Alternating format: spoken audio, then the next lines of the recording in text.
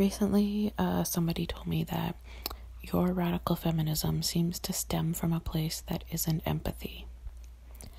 And that really drives me nuts because I don't know where this bizarre shift seemed to happen, where radical feminism changed from radical women with radical beliefs doing radical acts to this culture of needing to have extreme empathy and hand-holding and gentleness. It seems like the radical in radical feminism has been completely lost. And that's not to say that I think radical feminism requires being mean or cruel or anything like that. Of course not. But I think expecting that women should be empathetic always, or gentle always, or I don't even know any other word. The expectation of empathy on women is patriarchal in nature.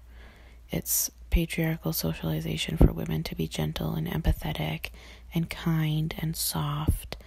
And when I see women who call themselves radical feminists talking about having empathy always and coming from a place of empathy, it really just drives me crazy because, for one thing, it is a bit a high horse.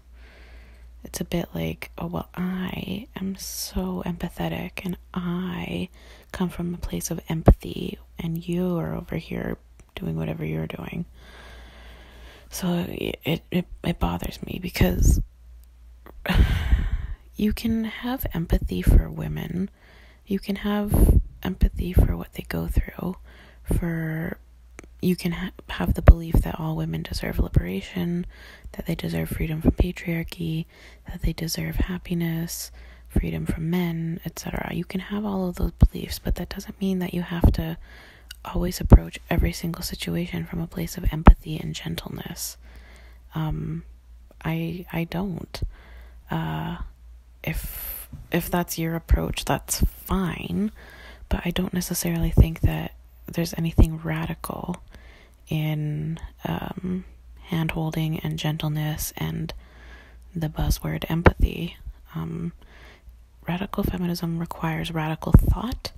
It requires radical acts. It requires radical change.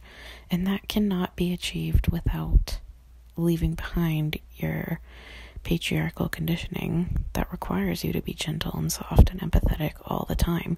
You have to be a little bit tough. You have to be a little bit hard. You have to be stern. You have to be forceful.